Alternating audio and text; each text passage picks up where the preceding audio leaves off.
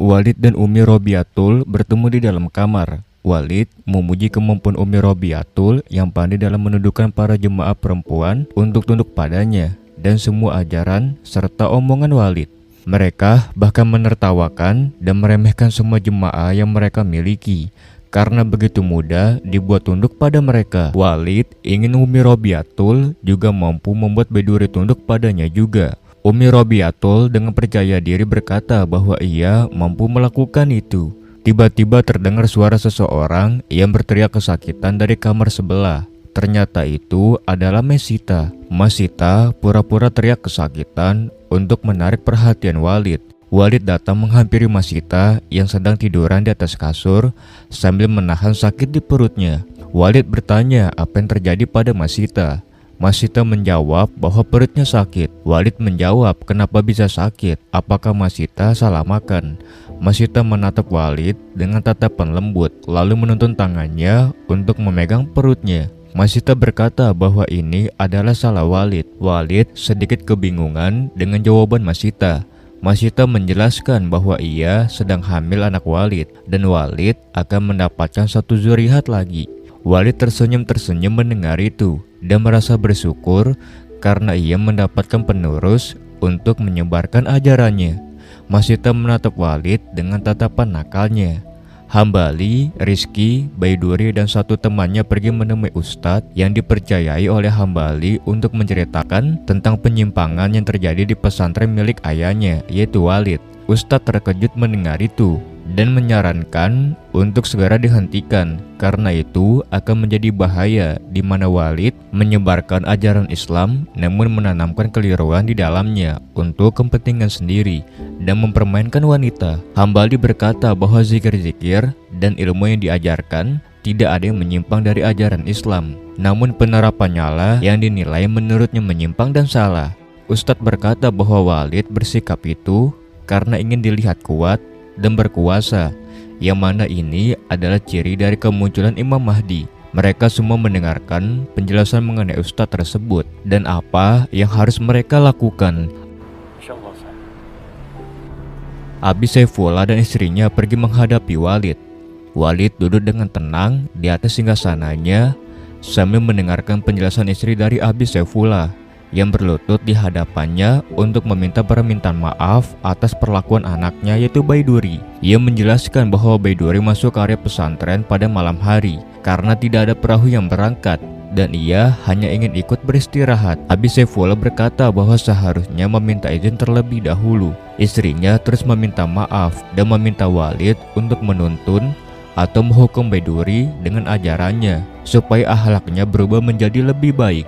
Walid kemudian menjawab bahwa ia bersedia menuntun dan mengajari Baiduri untuk mengikuti ajarannya karena ia percaya bahwa Baiduri bukan anak nakal, melainkan ia hanya kekurangan ilmu agama saja, dan jika sudah dipoles dengan ilmunya, maka ia yakin kalau Baiduri akan menjadi lebih baik. Mia dan Dewi bertengkar di asrama mereka karena Mia melihat Dewi yang genit pada Walid. Dewi berkata bahwa Mia tidak berhak untuk tahu ada apa di antara dirinya dengan Walid. Mia berkata bahwa ia adalah ketua di asrama ini, maka ia berhak tahu apa yang akan dilakukan Dewi dengan Walid hingga mereka harus bertemu berdua. Dewi muak dengan Mia yang selalu menggunakan jabatannya sebagai ketua di asrama ini untuk ikut campur urusan orang lain. Dewi menegaskan bahwa pangkat Walid lebih tinggi dari Mia, maka ia hanya akan nurut pada Walid saja, bukan pada Mia. Mia kesal pada Dewi, hingga akhirnya mereka saling menjambak kerudung satu sama lain hingga lepas. Santri lain berusaha melirem mereka, namun cengeraman mereka satu sama lain terlalu keras. Umi Hafizah datang melirem mereka. Pertengkaran mereka pun selesai. Umi Hafizah tidak menyangka bahwa santrinya akan bertengkar seperti ini. Hambali dan yang lainnya duduk di salah satu restoran. Baiduri menyampaikan ketidakpuasannya mengenai pertemuan mereka dan ustazahnya Hambali. Baiduri merasa bahwa pertemuan mereka hari ini terasa sia-sia karena ustadznya tersebut hanya memberikan saran dan ingin mereka menyelesaikannya sendiri. Hambali berkata bahwa ustadznya meminta mereka untuk mengumpulkan bukti terlebih dahulu karena takutnya akan menjadi fitnah. Baiduri tetap saja kesal. Ia merasa ulama-ulama di luar pesantren seperti tidak mau membantu mereka. Hambali dan yang lainnya menenangkan Baiduri dan memintanya untuk sabar. Temannya Baiduri bertanya apakah harus mereka membuat laporan ke polisi jika Baiduri ingin penyimpangan ini segera berakhir. Baiduri berkata bahwa ia akan menyelamatkan jemaat perempuan terlebih dahulu dan mengajaknya mereka keluar dari pesantren, baru ia akan membuat laporan ke polisi. Mereka setuju dengan hal itu dan Hambali juga akan melakukan hal yang sama pada jemaat laki-laki. Baiduri menyarankan mereka untuk kembali ke pesantren berpisah supaya tidak terlihat curiga. Hambali dan Rizky pamit untuk pergi duluan. Abi Saifullah juga memberikan informasi bahwa Hambali pergi keluar pesantren. Begitu juga dengan Baiduri. Abi Saifullah berkata bahwa mereka ini keras kepala dan sombong karena merasa ilmu agama mereka yang benar. Walid bertanya apakah mereka memiliki hubungan satu sama lain. Abi Saifullah dan istrinya dengan tegas membantah itu, bahwa Baiduri tidak memiliki hubungan asmara dengan siapapun. Walid berkata bisa saja mereka memiliki hubungan di belakang yang mereka tidak tahu. Maka Walid menegaskan pada Abi Saifullah untuk menghalangi mereka. Umi Hafizah dan Mia berbicara berdua. Mia membela diri bahwa ia berhak memarahi Dewi karena ia adalah ketua di pesantren ini dan sudah seharusnya Dewi menurut padanya. Umi Hafizah bertanya, selain sebagai ketua, mengapa Mia begitu marah dan tidak suka Dewi bertemu dengan Walid? Mia mengaku bahwa ia adalah istri batin Walid. Umi Hafizah bertanya sejak kapan? Mia menjawab, sejak masuk ke pesantren. Ia juga menjelaskan bahwa Walid berkata padanya, Mia memiliki peranan bagi Walid untuk menyampaikan dakwanya, maka dari itu ia berhak untuk marah pada Dewi. Umi Hafizah bertanya siapa yang tahu bahwa Mia adalah istri batin Walid. Mia menjawab tidak ada yang tahu karena Walid memintanya merahasiakannya. Namun kali ini ia ingin memberitahu Umi Hafizah supaya tahu alasan ia marah. Umi Hafizah menghela napas pelan. Umi Robiatul dan Masita sedang mengobrol. Umi Robiatul mengemili Masita yang sudah hamil lagi, padahal Aisyah saja belum berumur 2 tahun. Ia tidak ingin Masita mengeluh ketika mereka memiliki banyak anak nantinya. Masita berkata bahwa ini adalah pilihan Walid, dan jika Umi Robiatul ingin protes, maka protes saja pada Walid. Lagi pula Walid pernah berkata padanya bahwa banyak anak lebih baik dan akan lebih banyak pejuang dakwah nantinya. Umi Robiatul berkata bahwa Habibah saja sudah punya banyak anak. Masita dengan lancang berkata bahwa lebih baik punya anak daripada tidak punya anak sama sekali. Umi Robiatul merasa tersinggung dengan ucapan Masita karena realitanya hingga saat ini dirinya belum bisa memberikan keturunan untuk Walid. Umi Robiatul menampar Masita. Masita kesakitan dan bertanya apa maksudnya. Umi Robiatul berkata bahwa Masita baru saja tidak langsung mengatakannya mandul. Masita membantah bahwa ia tidak maksud seperti itu.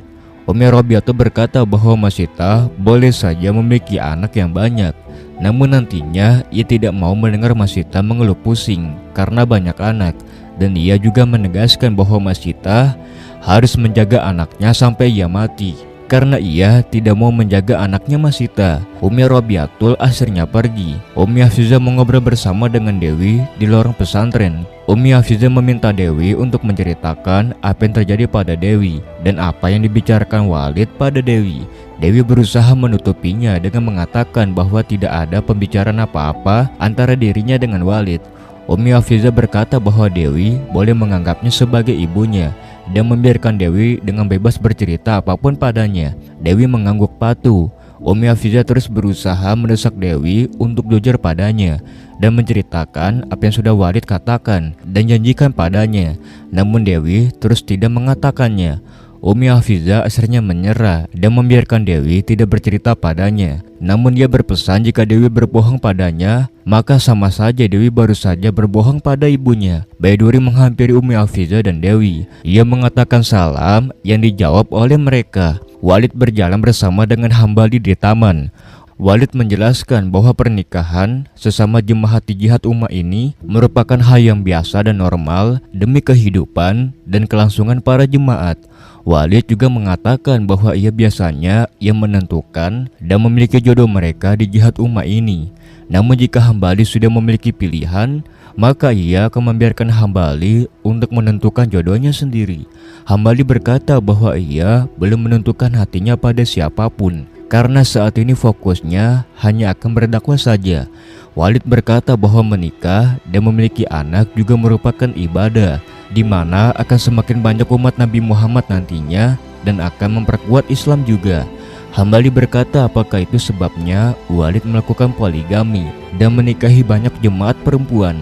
Walid mengoreksi perkataan Hambali bahwa ia berpoligami karena banyak perempuan yang ceraikan, kesusahan, dan liar, maka ia hanya ingin melindungi mereka. Walid juga menjelaskan bahwa ujian terbesar para manusia di bumi ini adalah hati, dan untuk perempuan ketika mereka dipoligami, maka ujian keikhlasan hati mereka diuji, yang mana jika mereka ikhlas, maka mereka akan lebih dekat dengan Allah. Hambali berkata jika ujian wanita yang dipoligami adalah hati, lalu apa ujian pria yang melakukan poligami?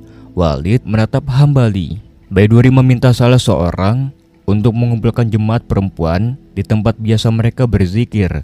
Hambali juga meminta seseorang untuk mengumpulkan jemaat laki-laki untuk berkumpul di belakang pesantren. Baiduri berkumpul dengan para jemaat perempuan lainnya. Ia memberitahu mereka mengenai ajaran Islam sesungguhnya, bahwa ia tidak seharusnya mereka tunduk pada Walid dan mau dipoligami olehnya dengan dalih agama, karena sesungguhnya agama Islam sangat melindungi perempuan. Baiduri juga menegaskan bahwa perempuan diberikan rasa malu oleh Allah supaya mereka menjaga martabat dan mahkota mereka sebagai seorang perempuan, bukannya malah dengan mudah memberikan mahkota mereka pada seseorang yang mengaku paham agama. Baiduri berkata bahwa para jemaat perempuan ini tidak kuat ilmu agamanya, maka dengan mudah mereka dikelabui. Baiduri menegaskan bahwa mulai saat ini mereka harus lebih hati-hati dan menjaga martabat serta marwah sebagai seorang perempuan. Para jemaat perempuan itu tidak begitu mendengar ucapan Baiduri, karena mereka merasa bahwa ucapan Baiduri itu menyimpang dari apa yang diajarkan di pesantren ini. Baiduri kemudian hendak pergi, namun ia mendengar para obrolan jemaat perempuan yang tidak sabar siapa yang akan dipilih Walid nantinya. Baiduri semakin kesal mendengar itu, maka ia memarahi mereka dan menekankan bahwa mereka ini sangat mudah dibodohi. Hambali juga melakukan hal yang sama seperti Baiduri yang menyampaikan para jemaat laki-laki bahwa mereka adalah pemimpin di sebuah rumah tangga dan mereka harus dapat menentukan nama baik dan buruk sebagai pemimpin. Hambali juga menegaskan bahwa betapa tingginya martabat seorang perempuan dan perempuan juga bisa menjadi seorang pemimpin apalagi di dalam pernikahan. Dan jika mereka sudah menikah nantinya dan mereka harus menurut pada perempuan, karena perempuanlah yang akan mengurus segala sesuatunya yang ada di rumah tangga. Hambali menyampaikan itu semua berdasarkan pada surat Al-Maidah ayat 5. Hambali juga menegaskan bahwa betapa tingginya martabat seorang laki-laki. Para jemaat laki-laki mendengarkan dakwah Hambali dengan seksama. Umi Robiatul melihat lingkungan pesantren yang sepi dan ia kebingungan di mana semua orang. Ia memanggil Ka'lah untuk bertanya kemana orang-orang. Ka'lah menjawab bahwa ia juga tidak tahu. Dari tadi ia mencari Farah, namun ia tidak bisa menemukannya. Umi Robiatul menengok sekitar. Walid berkunjung asrama perempuan. Ia mengetuk pintu dan ada Dewi yang membuka pintu. Dewi mencium tangan Walid. Walid melihat asrama yang sepi, maka ia bertanya kemana yang lain. Dewi menjawab bahwa Baiduri meminta para jemaat berkumpul. Walid bertanya mengapa Dewi tidak ikut berkumpul. Dewi menjawab karena Walid ingin menemuinya, maka ia memilih untuk bertemu dengan Walid karena Walid jauh lebih penting. Walid tersenyum senang mendengar itu. Dewi juga sudah duduk di sebelah Walid. Walid menatap Dewi lembut, lalu bertanya apakah boleh jika ia menginginkan Dewi. Dewi mengangguk. Ia kemudian pamit untuk bersiap terlebih dahulu. Pada malam harinya, para jemaat jihad ummah melakukan salat malam bersama. Setelah selesai sholat, seseorang memberikan informasi bahwa pada malam Kamis nanti akan diadakan malam Bahtera Melayu, yang mana nantinya baju yang akan mereka gunakan telah ditentukan oleh Walid.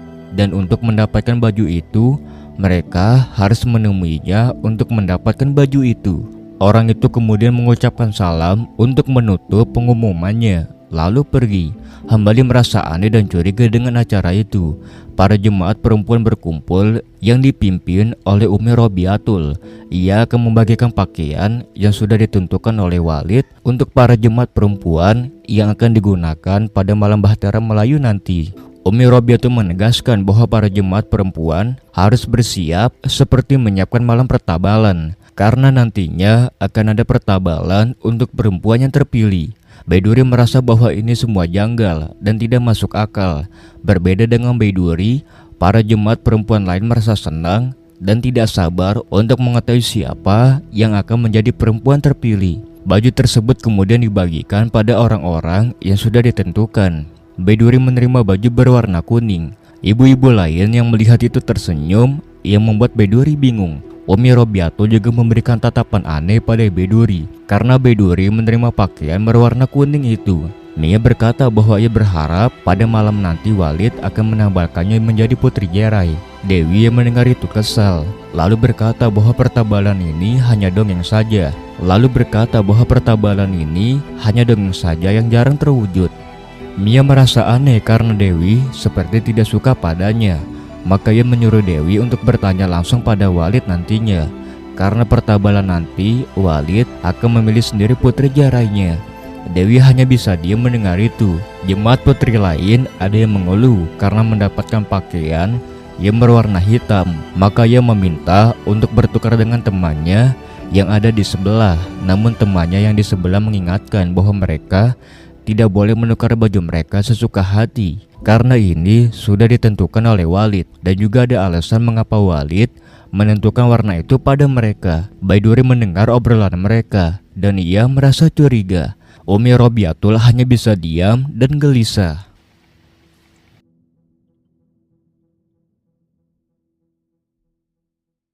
Baiduri sedang membaca dan melantunkan ayat Al-Quran di dalam kamarnya. Hambali sedang berjalan melewati asrama perempuan dan kamar Baiduri terhenti sejenak untuk mendengarkan suara Baiduri dan mengaguminya. Masya Allah. Azan berkumandang. Hambali segera pergi ke masjid untuk melaksanakan sholat subuh. Walid sedang berdiri di halaman rumahnya sambil memandang sekitar pesantrennya. Umi Hafizah izin pada Walid untuk pamit melakukan sholat subuh ke masjid. Walid mengizinkan Umi Hafizah untuk pergi. Walid memegang jenggotnya lalu tersenyum. Para jemaat segera datang ke masjid untuk melaksanakan sholat subuh berjamaah. Matahari muncul dan sudah memancarkan cahayanya di pagi hari. Baiduri baru saja dari kamar mandi dan hendak masuk ke asrama. Namun tiba-tiba Hambali muncul dan mengucapkan salam pada Baiduri. Baiduri menjawab salamnya dengan sopan dan tetap berusaha menjaga pandangannya karena mereka masih berada di lingkungan pesantren. Hambali memuji bacaan Al-Quran Baiduri subuh tadi yang memberikan efek pada pagi hari yang cerah ini. Baiduri bingung harus merespon apa pada pujian Hambali, maka ia hanya mengucapkan terima kasih lalu izin untuk masuk ke asramanya. Hambali mempersilahkan. Baiduri kemudian mengucapkan salam lalu pergi dan Hambali membalas salamnya Baiduri. Baiduri masuk ke kamarnya lalu ia duduk di pinggir kasur. Ia membuka cadarnya lalu tersenyum. Ia teringat ketika pertama kali ia bertemu dengan Hambali di goa itu dan berusaha ikannya. Sejak saat itu, Baiduri selalu diam-diam memperhatikan Hambali. Bahkan ketika Hambali sedang berdakwah, Baiduri tersadar bahwa ia sudah memikirkan Hambali. Maka dengan segera ia mengucapkan kalimat istighfar dan mengingatkan dirinya bahwa ini merupakan hal yang salah dan tidak seharusnya ia seperti ini. Di aula pesantren ramai para jemaat yang menyiapkan properti untuk kepentingan malam Bahtera Melayu. Para bapak-bapak bahkan tidak sabar untuk menggunakan baju seperti panglima perang untuk mengunjungi malam ini. Mereka bahkan membahas mengenai para jamaat perempuan nantinya yang akan dipilih Walid seperti apa. Salah seorang laki-laki mengatakan bahwa ada aturan dari Umi jika putri yang dipilih oleh Walid tidak berkelakuan baik dan sesuai adab dengan kita, maka nantinya gelar putri itu akan dicabut.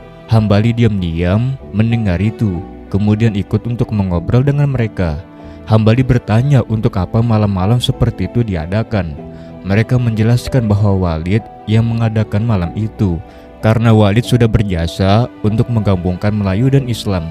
Mereka juga membahas bahwa Hambali sudah diangkat menjadi tuang siang, maka nanti Hambali akan ditabali dan akan ada putri-putri. Hambali bertanya, lalu apa dengan putri-putri yang disiapkan itu? Mereka menjelaskan bahwa dahulu tidak ada jemaat perempuan di jihad Ummah, dan sekarang putri-putri sudah turun, maka Walid ingin menyatukan mereka. Hambali berkata bahwa orang Melayu sangat mudah terpengaruh dengan hal-hal yang berbau agama. Lalu ia pergi. Para orang itu bingung apa yang dimaksud oleh Hambali. Mia masuk ke asrama putri dan bertanya di mana Dewi, karena ia tidak melihat Dewi dari tadi. Para jemaat perempuan dengan sinis menjawab bahwa ia tidak tahu dan ia bukan penjaga asrama. Maka tentu saja mereka tidak memperhatikan Dewi pergi kemana. Mereka bahkan menyuruh Mia untuk mencari Dewi sendiri saja jika Mia memang sayang pada Dewi. Mia berkata bahwa Dewi itu biadab karena keluar masuk sesukanya. Dewi akhirnya tiba di asrama putri. Mia langsung mencecar Dewi dengan pertanyaan, Dewi dari mana? Dewi menjawab bahwa ia baru saja khikmat. Mia terkejut mendengar itu, lalu bertanya khikmat dengan siapa. Dewi tidak menjawab, hanya menatap Mia meremehkan lalu pergi. Baiduri menerima telepon dari Habibah. Ia mendapat kabar baik dari Habibah, maka kini Habibah sudah mendapatkan hidup lebih baik di luar. Baiduri sangat senang mendengar itu dan bersyukur karena Habibah sudah memiliki hidup lebih baik di sana. Ia berpesan pada Habibah untuk menjalani hidup yang baru dan melupakan semua yang sudah terjadi padanya. Baiduri juga berpesan untuk menyimpan kunci yang dititipkan padanya di tempat yang biasa saja. Lalu Baiduri menutup telepon dengan meminta doa supaya ia baik-baik saja di jihad Ummah. Walid tiba-tiba muncul di hadapan Baiduri yang membuatnya terkejut dan segera menutup teleponnya dengan Habibah. Walid menatap Baiduri dengan tatapan tajam dan Baiduri hanya bisa menunduk.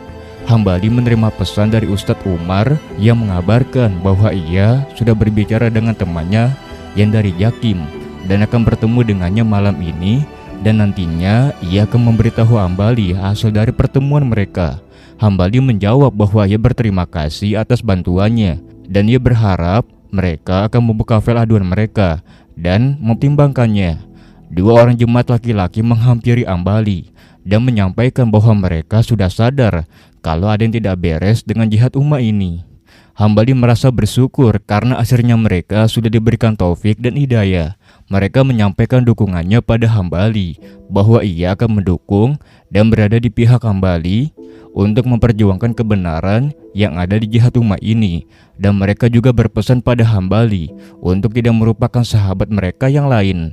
Hambali mengangguk dan menepuk kedua pundak mereka. Baiduri berbicara dengan Walid di gazebo. Walid bertanya apakah Baiduri tahu apa kelebihan Baiduri. Baiduri menjawab bahwa ia tidak memiliki keistimewaan apapun. Walid berkata bahwa Baiduri salah. Ia menjelaskan bahwa Baiduri salah paham, bahwa sebenarnya Baiduri itu berpotensi menjadi pemimpin muslimah. Baiduri dengan rendah hati berkata bahwa ia tidak bisa karena ilmunya masih sedikit. Walid berkata bahwa tidak perlu ilmu yang tinggi untuk menjadi seorang pemimpin, cukup meyakini apa yang diperjuangkannya saja sudah cukup. Walid menjelaskan bahwa Baiduri sudah jauh-jauh untuk mencari ilmu, lalu datang ke sini, maka ilmu yang didapat oleh Baiduri harus disebarkan dan diamalkan dengan baik. Ia juga berkata bahwa orang yang mendapat hikmah dari belajar kebaikan walaupun dari orang jahat, sedangkan orang yang mendapat ilmu namun tidak mendapat hikmah hanya akan mendapat kebaikan dari orang yang dianggap baik dan belajar dari orang yang dianggap alim. Tetapi orang-orang ini tidak akan mendapatkan kebijaksanaan dari orang yang mendapatkan hikmah. Walid juga menyebutkan bahwa tertulis di Al-Quran bahwa orang yang mendapatkan hikmah maka akan mendapat anugerah yang besar. Walid berbisik pada Baiduri bahwa ia bersedia untuk membimbing Baiduri hingga Baiduri bisa menggantikan posisi Ummi Hafizah atau Ummi Robiatul. Baiduri hanya diam dan mencoba menghindari Walid yang semakin mendekatkan wajahnya padanya. Ummi Hafizah datang, mengucapkan salam membuat Walid segera menjauh dari Baiduri. Baiduri segera menjawab salam itu dan juga menjauh dari Walid. Baiduri dan Ummi Hafizah berjalan di taman sambil mengobrol. Baiduri menyampaikan ketakutannya semakin lama ia tinggal di jihad Umma. Umi Hafizah bertanya takut akan apa. Baiduri menjawab bahwa ia takut kepada Allah. Ia menjelaskan bahwa ia semakin takut jika ia menyadari ada yang salah dengan sesuatu. Namun ia hanya bisa diam saja. Baiduri juga berkata karena ia percaya bahwa jika menolong kemaksiatan itu sama saja dengan melakukan kemaksiatan. Umi Hafizah tidak mengerti dan bertanya apa maksud Baiduri. Apakah Baiduri baru saja berkata kalau jihad Umma ini adalah tempat maksiat? Baiduri dengan sopan membantah bahwa ia tidak bermaksud begitu. Ia suka dengan jihad Umma dan perjuangannya, hanya saja ia tidak mengerti dengan caranya. Atau mungkin saja ia kurang akan ilmu agama untuk memahami ini semua dan kemaksiatan yang ada. Umi Hafizah menasihati Baiduri untuk tidak menjadi mata lalat karena lalat hanya akan mengerubungi najis. Maka dari itu nanti yang dilihat hanyalah najis. Baiduri membalas dengan berkata bahwa jika mereka melihat kemungkaran maka mereka harus menepisnya dengan tangan, dan jika tidak bisa maka dengan lisan, dan juga tidak bisa maka dengan hati, maka itu adalah selama-lamanya iman. Umi Hafizah bertanya apa maksud Baiduri. Baiduri berkata kemungkinan pemahaman akan kemaksiatan di antara Baiduri dan jemaat lain di jihad Umma ini berbeda, dan yang Baiduri anggap maksiat itu tidak bagi mereka. Baiduri menambahkan bahwa Umi Hafizah yang lebih mengenal tempat ini karena sudah tinggal bertahun-tahun, maka ia tidak akan berbicara apapun. Ia menambahkan bahwa ia hanya akan melihat apa yang terjadi pada malam ini. Baiduri memegang tangan Umi Hafizah lalu pamit. Kulsum bertanya pada suaminya bagaimana jika malam ini suaminya dipilih untuk menikahi Walid. Suaminya berkata bahwa jika memang dipilih maka mau bagaimana lagi, ia juga tidak bisa membantah. Kulsum berkata bahwa ia berharap suaminya tidak dipilih malam ini. Suaminya menasehati Kulsum bahwa ia tidak boleh lupa akan ajaran Walid karena Walid adalah perintah Allah dan Rasul juga. Ia berkata jika Kulsum tidak bisa ridho seperti Hafizah dan Robiatul, maka Kulsum tidak akan bisa setara dengan mereka dan mendapat ke tempat di sisi Allah. Ia juga menjelaskan bahwa jika Kulsum ridho nantinya, jika malam ini ia harus menikah, maka nanti mereka akan mendapatkan makam ketaatan dan keridhaan dari Allah. Maka Kulsum harus ikhlas dan ridho. Kulsum hanya bisa menunduk lalu mengangguk mendengar nasihat suaminya. Baiduri mengintip ke aula, lalu Hambali muncul. Hambali mengucapkan salam dan dijawab oleh Baiduri. Hambali bertanya apakah Baiduri tahu apa yang akan terjadi malam ini. Baiduri menjawab bagaimana dia tahu. Hambali berkata bahwa ia mendengar dari jemaat perempuan akan pertabalan malam ini, yang mana artinya malam ini akan ada yang dinikahkan oleh Walid, dan para jemaat perempuan berharap mereka yang akan dinikahkan oleh Walid. Baiduri bertanya apakah Hambali berharap Baiduri yang akan dijodohkan. Hambali hanya bisa diam. Umi Hafizah sudah bersiap untuk malam Bahtera Melayu. Ia sudah menggunakan pakaian yang dipilihkan Walid untuknya. Namun tiba-tiba ia teringat ucapan Baiduri mengenai maksiat tadi siang. Ia merasa gelisah. Umi Robiatul juga sudah siap dengan pakaian warna ungunya. Ia duduk di pinggir kasur sambil mengusap perutnya yang sedang hamil. Ia berkata bahwa malam ini mereka akan mendapatkan rahmat dari Walid, yang mana nantinya anaknya akan menjadi penerus perjuangan dakwah Walid. Robiatul sangat senang dan tidak sabar dengan malam Bahtera Melayu. Acara sudah dimulai dengan diiringi dengan musik gamelan dan bacaan sholawat. Baiduri yang menggunakan baju berwarna kuning mengirim pesan pada Hambali untuk menyampaikan bahwa acara carut marut ini akan segera dimulai. Hambali menjawab bahwa mereka akan baik-baik saja asalkan tidak meminum air bekas cuci kakinya Walid. Walid melihat mereka yang bertukar pesan. Acara dibuka dengan sambutan syukur dan tujuan acara pada malam ini untuk melakukan pertabalan untuk melantik para panglima dan putri gugusan alam Melayu. Mereka berharap orang-orang yang dipilih dapat melakukan tugas dan tanggung jawab mereka untuk jihad Umma. Pembawa acara mempersilahkan Umi Hafizah yang menggunakan pakaian berwarna begi untuk menjadi orang pertama. Walid yang malam itu menggunakan baju berwarna kuning mempersilahkan istrinya untuk berpisah duduk di sebelahnya bertukar dengan Umi Robiatul yang menggunakan baju berwarna merah.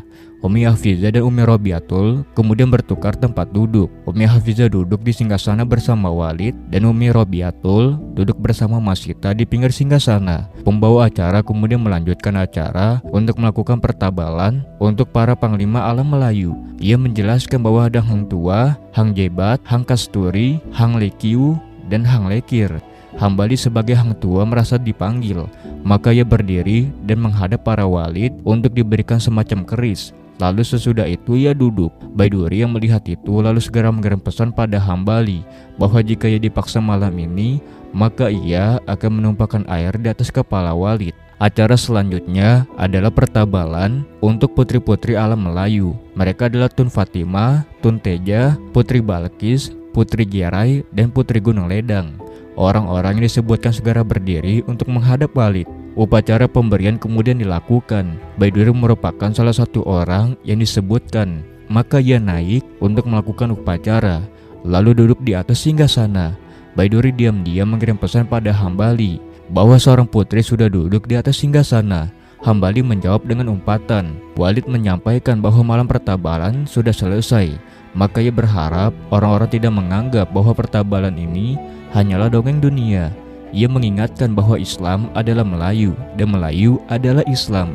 Ia juga menjelaskan mengenai Mim, Lam, Alif, Ya, Waw, bahwa Mim adalah Rasul dan Nabi Muhammad adalah pemimpin umat dan roh pada hakikat. Maka kita manusia yang di bumi harus memimpin pada syariat. Lam adalah kalimat thayyibah yang mana penentu akidah. Ia adalah lambangnya makam yang menandakan alam. Waw adalah kekudusan yang membawa kita berlayar di lautan tarikat dan syariat. Baiduri membalas pesan Hambali dengan berkata bahwa tata tuan putri lebih tinggi dari Hang Tua. Maka ia meminta Hambali untuk maklum. Walid masih menyampaikan dakwanya mengenai pentingnya mengamalkan Mim, Lam, Alif, Ya, Waw dalam kehidupan dengan membangun ilmu syariat dan tarikat dengan sirah Nabi Muhammad SAW menuju ke jalan syahadat. Walid memimpin untuk membacakan kalimat syahadat yang kemudian diikuti oleh para jemaat. Selanjutnya terdengar sholawat yang dikumandangkan. Para jemaat mengangguk-mengangguk mencerna dakwah yang diberikan oleh Walid.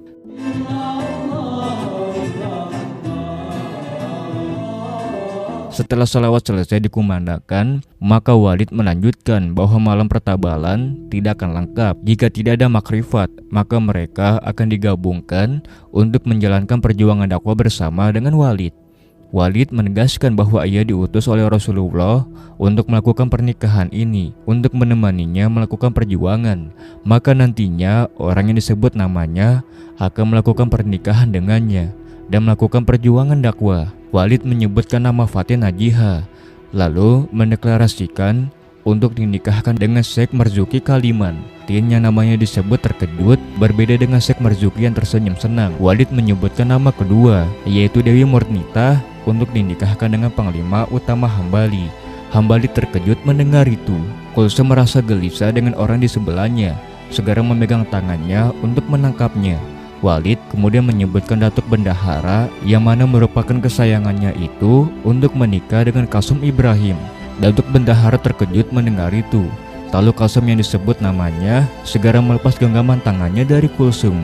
Walid kemudian menyebutkan Putri Gunung Ledang yang mana nama Baiduri yang diangkat oleh Walid untuk menjadi permaisurinya.